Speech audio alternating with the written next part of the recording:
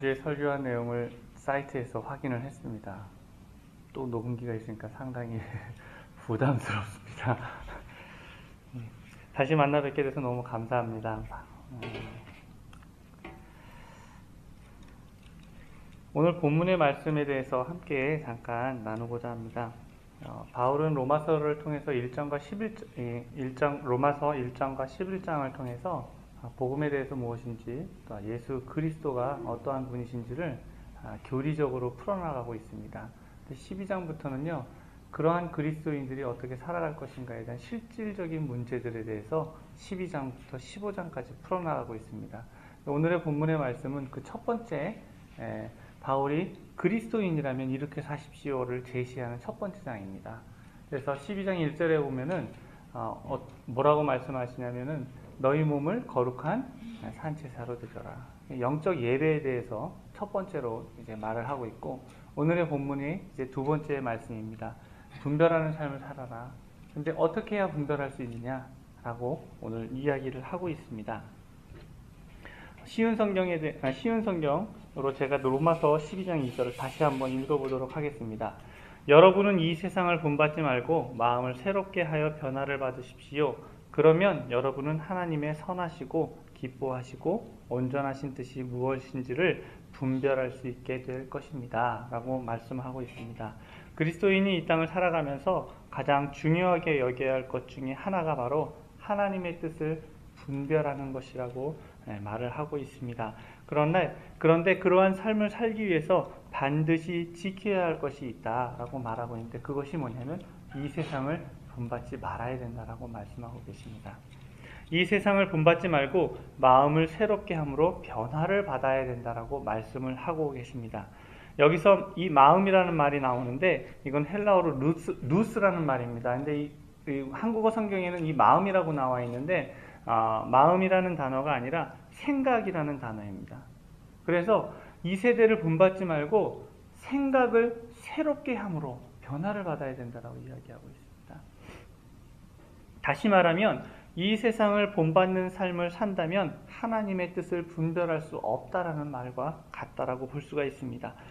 혹시 지금 하나님의 뜻이 무엇인지 좀 분별할 수가 없고 하나님의 뜻이 무엇인지 잘 몰라서 마음에 어려움이 있으시다면 이것을 점검해 볼 필요가 있습니다. 내가 누구를 쫓고 살고 있는지, 누구를 따라 살고 있는지, 무엇을 본받고 살고 있는지, 내가 말씀을 쫓아 살고 있는지, 내가 말씀 가운데 거하고 있는지, 내가 말씀을 본받고 예수 그리스도를 본받고 살고 있는지, 이것을 한번 점검해 볼 필요가 있다는 것입니다. 왜냐하면요, 세상을 본받고 살아가면 하나님의 뜻을 분별할 수 없다라고 말씀하고 있기 때문입니다. 오늘날 우리 개인 가운데 얼마나 많은 부분이 익숙하게 세상의 뜻에 따라 세상을 본받고 살아가고 있는지 우리는 너무나도 잘 알고 있습니다. 그런데 우리의 개인뿐만 아니라 우리의 가정과 또한 우리 교회 안에서도 그러한 삶이, 그러한 세상을 본받고 살아가는 것이 너무나도 자연스럽게 녹아들어가 있는 것을 보게 됩니다. 교회나 가정과 또한 우리의 삶이 하나님의 뜻 안에서 이루어져야 함에도 불구하고 그 뜻이 무엇인지 분별하지 못하는 삶, 그 이유가 무엇입니까? 누구를 쫓았느냐에 대한 문제에서 시작되었다라는 것입니다. 어떤 것을 따랐느냐에 대한 것에서 문제가 시작되었다고 볼 수가 있습니다. 세상의 기준과 가치관이 우리 안에 있기 때문에 우리는 하나님의 뜻을 분별할 수 없었다라고 말할 수 있는 것입니다. 우리도 모르게 교회 안에 교회를 이야기할 때 혹시 이렇게 이야기한 적은 없으십니까? 교회 건물이 얼마나 큰지, 교회의 성도가 얼마나 많은지, 그리고 교회가 내 건물을 갖고 있는지, 아니면 1년 예산이 얼마인지, 이런 것들을 자연스럽게 이야기하면서 소위 저 교회는 잘 나가는 교회야 라고 말해본 적이 없으신지요? 과연 이 말들 속에 어떠한 기준을 따랐는지 우리는 찾아볼 수 있습니다. 우리는 교회에 대해서 논할 때 이런 부분을 논해야 될 줄로 믿습니다. 교회 안에 하나님을 사랑하는 백성이 얼마나 많은지, 하나님의 말씀대로 살려고 결단하고 헌신한 자가 얼마나 있는지, 예수 그리스도의 구원을 기뻐하고 온전히 그분만을 찬양하는지, 또한 하나님의 말씀에 따라 이웃을 사랑하며 살아가고 있는지, 이것이 우리가 말하는 교회의 기준이 되어야 되는데, 그런 것이 아니라 다른 외적인 것들과 보여지는 것들이 우리의 기준으로 삼고 살아가고 있지는 않는지. 가정도 마찬가지입니다. 가정 안에서 하나님께서 이루어주신 그 화목한 가정, 하나님께서 짝지어주신 그 배필을 통해서 하나님께 얼마나 영광을 돌리며 살아가고 있는지를 논하기보다는 그 가정 속에서 물질적인 부분과 보여지는 부분들에 대해서 그 기준으로 살며 살아가고 있지는 않는지, 아니면 내가 하고 싶은 내 마음과 내 생각대로 하지 않아서 갈등이 시작되고 있지는 않는지 우리가 분명히 점검해 볼 필요가 있다는 것입니다. 이 문제는 비록 교회만의 문제가 아닙니다. 선교지에서도 참 이런 부분들이 참 많이 보여지는 것을 보게 됩니다. 내가 선교지에 몇 개의 교회를 개척했는지, 또한 현지인이 몇 명이 나오는지, 이것이 너무나도 중요하지 않다는 얘기가 아닙니다. 그러나 이것이 중요한 것이지만 주가 될 수는 없다는 것이죠. 그러나 이것이 주가 되었을 때에 문제가 시작되어진다는 것입니다. 선교지에 보면, 선교지에 있으면 유혹이 참 많습니다. 근데 그 유혹이요, 종이 한 장 차이로 그런 것 같은데 이런 것들이 참 많이 있어요. 필요하지만 그것이 주가 될 경우에는 복음이 뒷전으로 밀리고 예수 그리스도가 뒷전으로 가려지는 상황들이 참 많이 일어나는 것을 보게 됩니다. 지금까지 제가 말씀드리는 것 중에 필요 없는 것은 없었습니다. 그러나 그것이 먼저 되어지고 주가 되어졌을 때 문제가 발생한다는 것입니다. 저희 교회가 있는 데가 전에도 말씀드렸지만 한 40분, 프놈펜 저희 집에서 한 40분 떨어진 외곽 마을인데요. 가난해도 참 그렇게 가난한 마을이 있을까 싶을 정도예요.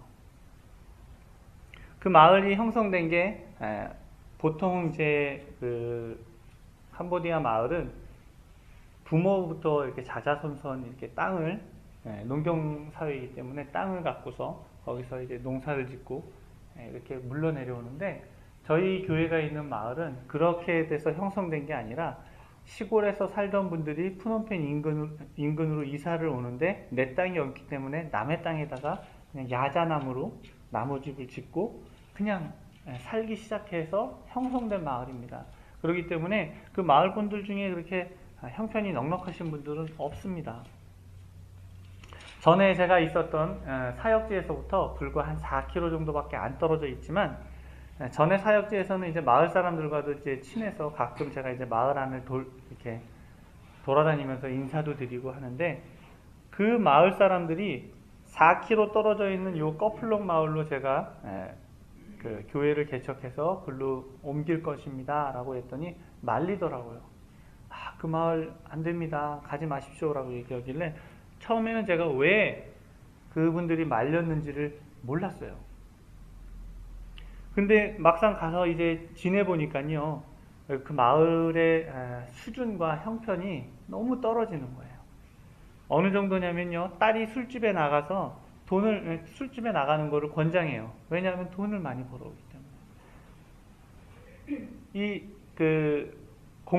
공장이 이제 조금씩 생겨지기 시작하는데, 공장 하나에서 그 직공이 한 달에 받는 평균 최저임금이 150불이에요. 그것도 4년 전에 100불이었는데 데모를 열심히 해가지고 150불까지 올려놨어요.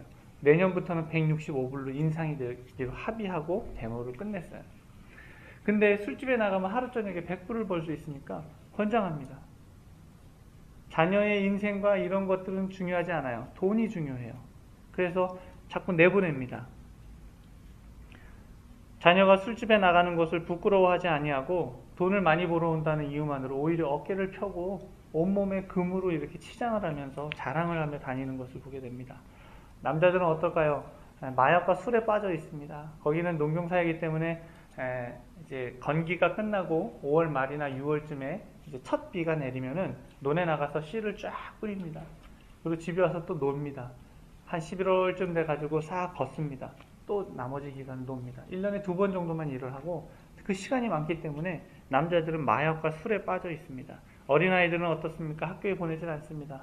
왜냐하면요, 거기는 학교에 가려면은 의무교육이에요. 1학년부터 12학년까지가 의무교육인데 교사들이 월급이 적다 보니까 교사 월급이 60불에서 100불 정도 월급이 적다 보니까 어떻게 하냐면요, 정부에서 학교에 교과서를 이렇게 나눠주잖아요. 그럼 그 교과서를 아이들한테 공짜로 줘야 되는데 안 줘요. 그리고 매일매일 복사해가지고 한 장씩 줘요. 근데 그거를 돈 받고 줘요. 그렇기 때문에 이 어린아이들이 돈이 없는 아이들은 갈 수가 없어요.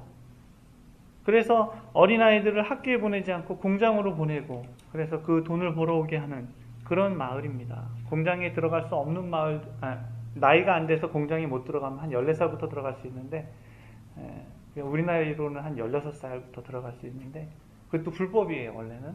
근데도 그냥 싸니까 공장에서도 받아주고 하는데, 그 14살이 안 되는 그 아이들은 어떻게 하냐면, 거기는 이제 냉장고가 없기 때문에 얼음을 파는 장사들이 많아요. 그럼 그거 쫓아다니면서 허드렛 일을 도와주면 우리나라 돈으로 한 1,200원 정도 일당으로 받습니다. 근데 그것도 너무나도 귀하기 때문에 그렇게 아이들을 다 내몰고 있습니다. 그래서 교육이라는 것도 무너져 있는, 아예 받지 못하고 살아가고 있습니다. 처음에 교회를 개척했을 때 우리 아이들이요, 12살 된 여자아이인데도요, 이렇게 치마만 딱 입고 오는 거예요.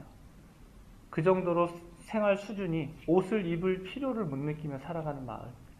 그 정도의 생활 수준으로 마을이었습니다. 그래서요, 가난해도 참 너무 가난하다.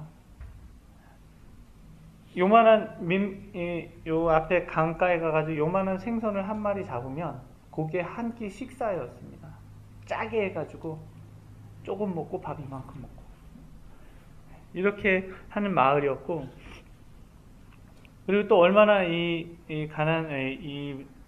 쌀이 필요했냐면, 매주 교회에 나오는 분들이 지금은 한 5분 정도 되셨는데, 한 5개월 전까지는 한 10분 정도가 고정적으로 나오셨어요. 근데 어떤 처음 보는 아주머니, 그분도 이제 마을 동네 분이셨는데, 교회에는 처음 나오시는 분이었거든요.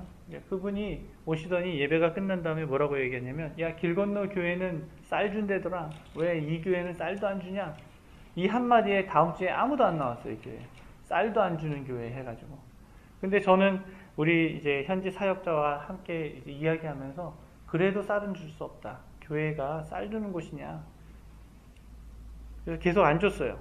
그랬더니 그 다음 주에 1분 나오시고, 그 다음 주에 4분 나오시고, 그래서 지금 이제 5분으로 다시 회복이 돼서 5분이 고정적으로 계속 나오고 있습니다. 쌀 하나에 이렇게 왔다 갔다 하는 그런 상황입니다. 근데 그것이 그분들이 못되거나 나쁜 게 아니라 그냥 그게 필요했기 때문에.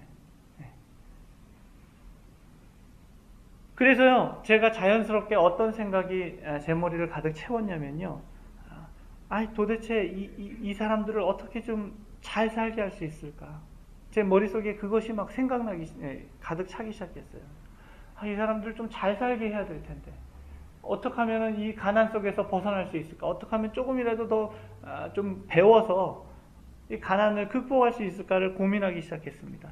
한 6, 7개월을 막 그 고민 속에 빠져 있었습니다. 마을을 어떻게 하면 잘 살 수 있을까? 그래서 제가 고민하는 게 뭐냐면, 특용작물을 좀 재배해서, 거긴 논밖에 없거든요. 근데 조금만 좀 특별한 약물을 재배하면 조금 더 비싼 가격에 팔 수 있기 때문에 소득이 좀 좋아지지 않을까 해서 특용작물을 어떻게 좀 재배해 볼까? 아니면은 천을 염색해 가지고, 거기가 이제 워낙 인건비가 싸다 보니까요, 그런 것들이 이제 발달돼 있어요. 그래서 천을 염색해 가지고 그 염색 공장을 좀 마을 안에 세워서 한번 해볼까? 아니면은 실크 스카프를 한번 만들어 볼까? 이렇게 배틀이 있어요. 아직도 그 전통 배틀이 있어가지고 그걸로 지금 열심히 짜는 분들이 계시거든요. 그럼 그걸 한번 시도해 볼까? 아니면은 제가 저희 학사를 이제 좀 이렇게 리모델링 하면서 가구를 한번 만들어 봤어요. 싱크대도 만들어 보고, 책상도 만들어 보고, 이렇게 책장도 만들어 보고 하니까 만들 수 있겠더라고요. 좀 되더라고요. 그래서 그 가구 만드는 법을 좀 사람들에게 좀 알려줘가지고 저희 교회 한 칸에 옆에 앞마당에 좀 공간이 있으니까 거기서 이렇게 좀 가구를 만들어가지고 아이들에게 좀 가르치고 사람들에게 가르쳐가지고 그런 좀 소득을 한번 올려볼까 이런 생각이 제 머리 가운데 가득 차 있었습니다. 그래서 어떻게 하면 이 마을 사람들에게 도움이 될까? 어떻게 하면 이 마을 사람들의 소득을 높여줄까? 고민을 하고 있는데요. 어느 날 갑자기 제 마음 가운데 이런 생각이 번뜩 드는 거예요. 너 여기 왜 왔니? 너 여기 왜 왔니? 라는 말이 제 마음 가운데 둥 머리를 치는 거예요. 제가 이 마을 사람들이 너무너무 가난해서 좀 어떻게 좀 잘 살게 할까 고민했지만 하나님께서는 그거를 원치 않으셨던 것 같아요. 너 여기 왜 왔니? 그러면서 계속해서 제 마음에 드는 생각이 뭐냐면요. 복음을 전하러 온 사람이 지금 뭐 하고 있니? 라는 말이에요. 잘 생각해 볼 문제였던 것 같아요. 제가 그 가난한 마을 사람들을 위해서 소득을 좀 높게 해주기 위해서 고민했던 것이 잘못됐다라는 것이 아니라 지금 너에게 있어 중요한 것이 무엇이냐라는 거예요. 지금 죽어가는 저 마을 사람들에게 중요한 것이 무엇이냐라는 거예요.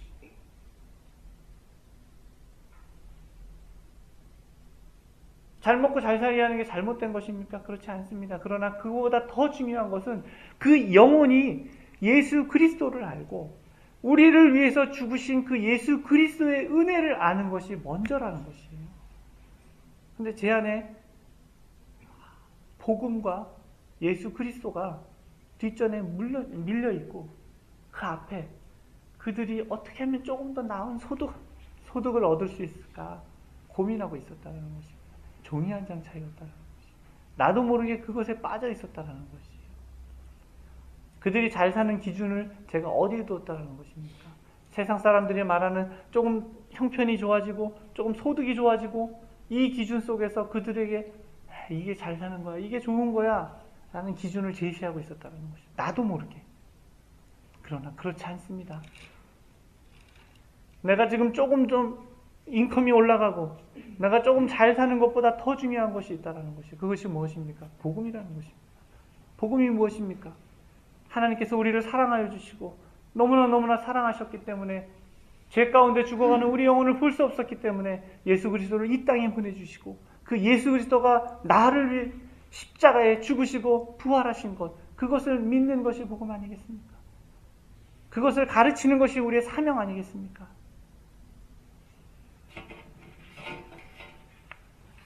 나도 모르는 사이에 놀랍게도 그 주객이 바뀌어 있었다는 것이. 근데 그런 것들이 우리 삶 가운데 얼마나 많이 있습니까? 왜냐하면요, 세상에 익숙해져 있기 때문에.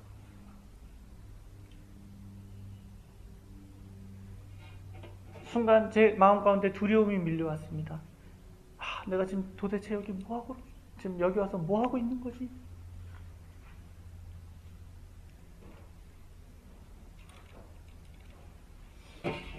이런 것들이 참 많습니다. 나도 모르는 사이에 그런 세상의 기준으로 생각하고 교회 안에 얼마나 그런 것들이 많이 있습니까? 가정 가운데 얼마나 그런 것들이 많이 있습니까? 우리의 개인적인 삶 가운데 얼마나 이러한 것들이 많이 있습니까? 또 한 가지 말씀을 드리면 제가 이제 교회를 개척한다고 이제 이제 교회를 개척을 준비하고 있을 때였습니다. 지난번에도 말씀드렸지만 너무나 짧은 시간 속에 그것들이 결정이 돼가지고 이렇게 휘몰아치듯이 가고 있는 그 상황이었는데 한국에서 전화가 한 통 왔어요. 누군지도 모르는 분이에요. 저를 어떻게 아세요? 제가 물어봤더니 저를 개인적으로 후원해 주시는 집사님이 어느 기도 모임에 가가지고 제가 후원하는 선교지가 캄보디아에 어떤 있는데 지금 어떠한 사역을 하고 있습니다 라고 소개를 이제 받았대요. 그래서 저한테 전화를 했습니다. 근데 그 집사님이 평소에 어떤 마음이 있었냐면 내가 선교지에 교회를 하나 짓고 싶다는 마음을 계속 갖고 계셨대요. 근데 어떻게 연결이 안 되다가 그 기도 모임에 갔는데 그 집사님이 저 얘기를 해가지고 하나님께서 들려주신 음성인가 보다. 그래서 전화를 저한테 주신 거예요. 전 누군지도 몰라요. 목소리를 처음 듣고 통화를 하는데 그분이 뭐라고 얘기하냐면요. 목사님, 제가 교회를 짓고 싶습니다. 그렇기 때문에 얼마의 돈을 보내드릴 테니까 그 교회를 좀 지어주셨으면 좋겠습니다. 얼마나 큰 이게 하나님의 이 음성과도 같은 목소리예요. 제가 교회를 개척하려고 하는데 그 시골 마을에 집이 없어가지고 정말 다 허물어져 가는 집을 하나 남아있어서 저거를 교회로 써야 되나 고민하고 있는 시기였는데 어느 분이 전화 오셔가지고 제가 교회를 짓고 싶은데 좀 했으면 좋겠습니다. 적은 돈이 아니었어요. 15만 불을 보내주신다. 굉장히 큰 돈이죠. 캄보디아에서 15만 불이면요 어마어마한 돈이에요. 이거는 캐나다에서 생각하시는 그런 개념의 돈이 아니에요. 훨씬 많은 돈이에요. 제 마음 가운데 어떤 마음이 들었겠어요? 이거는 정말 무슨 근데요 다른 한편으로는요 두려움이 밀려오기 시작했던 거예요. 왜냐하면 준비되지 못한 상태에서 그 돈을 받게 되면 내가 죽겠구나 하는 생각이 막 밀려오기 시작하는 거예요. 교인도 없는 데에다가 교회를 짓고 시작한다라는 거 어떻게 보면 채워지면 되지라고 말씀할 수 있겠지만요. 선교지에서는요 그렇지가 않습니다. 그 교회 건물이 하나 세워지면요 선교적 마인드에서 재산을 지켜야 되기 때문에요 사업적 마인드로 바뀌기 시작해요. 그 유혹을 막 못 견디겠는 거예요. 15만 불이면은 교회를 어떻게 짓고 그 교회 안에서 어떻게 할 수 있는데 막 구상이 되기 시작하는 거예요. 근데 제 마음 가운데 다른 한편으로는 막 두려움이 있는 거예요. 내가 준비도 안 된 상태에서 이거 덥석 받았다가는 큰일 나겠구나. 갈등이 시작됩니다. 집사님한테 말씀드렸어요. 집사님 일주일 후에 우리 다시 얘기합시다. 제가 이거 아직 지금 막 감당을 못 하겠습니다. 정말 죄송하지만 일주일 후에 다시 한번 통화했으면 좋겠습니다. 끊었어요. 일주일 동안 제 마음 가운데 얼마나 많은 일들이 일어났겠습니까? 막 여러 가지 생각들이 교차되어지고 일반적인 기준으로 봤을 때는 그거 받는 게 마땅하지 않습니까? 캄보디아 땅 가운데 교회가 하나 세워지는 게 얼마나 어려운데 그걸 세워주겠다는 사람이 있는데 세우는 게 맞지 않습니까? 그런데요 저는 그 돈을 받을 수가 없었어요. 왜냐하면요 제 자신이 아직 준비가 안 됐고 또 그 유혹을 뿌리칠 수 있는 용기가 없었기 때문에. 유혹이 뭐죠? 생각의 전환이에요. 선교적 마인드에서요 그 재산의 개념이 들어가게 되면 복잡해지기 시작하거든요. 실질적으로 제가 선교지에서 그런 일들을 많이 봤습니다. 선교 참 잘하시고 이렇게 하시는 분이 재산이 불어나기 시작하니까요 생각이 바뀌는 것들을 많이 봐요. 거기서부터 문제가 시작되거든요. 제 안에 두려움이 생기기 시작했어요. 어떤 기준으로 봐야 될까? 그래서 일주일 후에 정중하게 거절했습니다. 뭐라고 말씀드렸냐면요. 집사님 의도는 너무나도 잘 알지만 그 돈 주시면 저 죽습니다. 보내지 말아주셨으면 좋겠습니다. 근데 인간이라서요. 그러고 한 1년 반 지났는데요. 지금도 그 돈 생각나요. 진짜 생각나요. 왜냐하면요. 이게 내 건물이 없다 보니까 막 그 마을 분들이 외국인은 봉이라고 생각하잖아요. 그러니까 막 그 건물 매년 1년에 한 번씩 갱신해야 되는데 너무 힘들어요. 처음에 다 무너져가는 집 짓고서 이제 그걸 렌트를 해가지고 교회 개조를 싹 했어요. 저희가 이제 막 단기팀들도 오시고 저희도 해가지고 교회를 너무 예쁘게 이렇게 싹 리모델링을 해놨거든요. 다음 해 갱신하는데 임대료가 4배가 뛰었어요. 왜 그러냐 했더니 야 되게 멋지잖아. 야 저거 내가 고쳤어. 그 얘기는 하지 말고 지금 멋지잖아. 이제 제가 돌아가면 이제 5월에 다시 재계약을 해야 되는데 몇 배가 뛸지 몰라요. 왜냐하면 그때보다 더 예쁘게 고쳐놨거든요. 우리가 필요해가지고. 막 유혹이 생기는 거예요. 그때 그 돈 받았으면 내가 여기서 더 예쁜 교회 지어서 살 수 있는데. 나도 모르게 종이 한 장 차이로 그것들이 자연스럽게 밀려들어오는 거죠. 여러분 우리가 세상의 기준으로 판단하는 것을 빨리 버리셔야 돼요. 세상의 기준으로 생각하는 것들을 빨리 버리셔야 돼요. 그것이 길어지면 길어질수록 우리의 삶 속에서 유혹과 고통 속에서 힘들어하는 날들이 길어진다는 것입니다. 근데 그러면 어떻게 하면 버릴 수 있겠냐는 거죠. 오늘 이 세대를 본받지 말고 마음을 새롭게 함으로 변화를 받아 하나님의 뜻이 하나님의 선하시고 기뻐하시고 온전하신 뜻이 무엇인지 분별하는 삶을 삽시다 라고 이야기하고 있는데, 그러면 어떻게 하면 세상의 것을 본받지 아니하고 세상의 것을 기준을 버리고 살아갈 수 있냐라는 것이죠. 근데 그것은요, 마음을 새롭게 하고 변화를 받는 것밖에 없다라고 얘기해요. 어떻게 하면 그 마음을 새롭게 하고 변화를 받을 수 있습니까? 내 안에 있는 악한 것들을 뽑아낼 때 그게 가능할까요? 솔직히 많이 해보셨잖아요. 시도를 해보셨잖아요. 기도하시면서 회개하시면서 많이 뽑아내려고 그 작업을 많이 하셨잖아요. 내 안에 악한 것들을 막 뽑아내려고, 저것만 없으면 내가 마음이 새롭게 될 수 있을 텐데라고 생각하고 막 그 작업을 해보신 적 있으시죠? 전 많이 해봤어요. 뽑아내려고 막. 근데요, 성공하셨습니까? 전 성공 못했어요. 뽑아내려고 하니까 안 되더라고요. 이게 잡초보다도 더 심해가지고 이 뿌리에 뿌리를 내려서 그걸 뽑아낸다라는 거는 가능치 않더라고요. 어떻게 가능할까요? 그건 뭐냐면요, 채워 넣을 때. 다시 말해서요, 거룩한 것들과 말씀을 채워 넣을 때 더러운 것들이 빠져나가기 시작해요. 부적물통에 어떻게 하면 그 물이 깨끗해질까요? 깨끗한 물을 계속 집어넣으면요, 나중에는 이 더러운 물들이 자연스럽게 흘러넘쳐서 빠져나갔다라는 거예요. 여러분, 거룩한 것들을 우리 마음 가운데 채워 넣으시길 바랍니다. 말씀을 우리 마음 가운데 채워 넣으시길 바랍니다. 기도하는 생활을 우리 마음 가운데 채워 넣으시길 바랍니다. 그럴 때요, 우리 안에 있는 것들이, 악한 것들이 빠져나가기 시작한다는 거예요. 그러면서 우리의 마음이 새로워진다는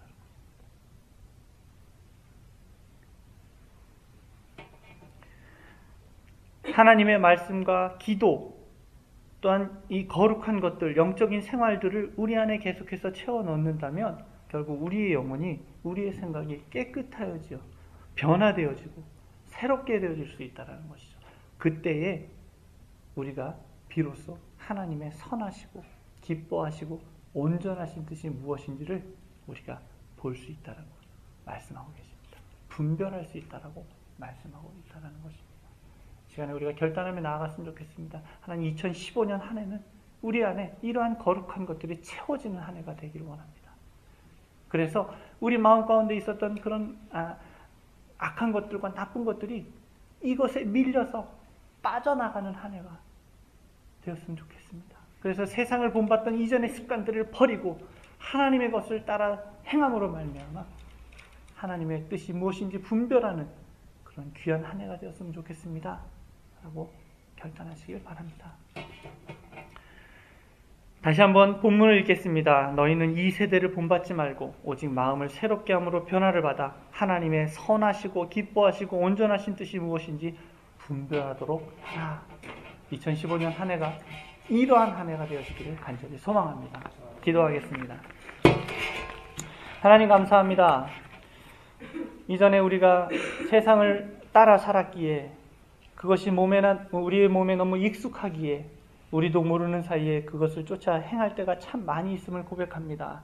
하나님, 그러나 이제는 마음을 새롭게 하기를 원합니다. 하나님의 거룩한 것들이 우리 안에 채워지고 하나님의 말씀이 우리 안에 채워짐으로 말미암아 우리가 새롭게 변화를 받기를 원합니다. 우리를 지켜주시고 또한 우리에게 그러한 은혜를 허락하여 주시옵소서. 그로 인하여 2015년 한 해는 정말 하나님의 뜻을 분별하는 삶이 되어줄 수 있도록 인도하여 주시고, 하나님이 기뻐하시고 하나님의 선하시고 기뻐하시고 온전한 뜻이 무엇인지를 알아가는 한 해가 되어줄 수 있도록 주님 함께하여 주시옵소서. 감사드리며 예수 그리스도 이름으로 기도드립니다.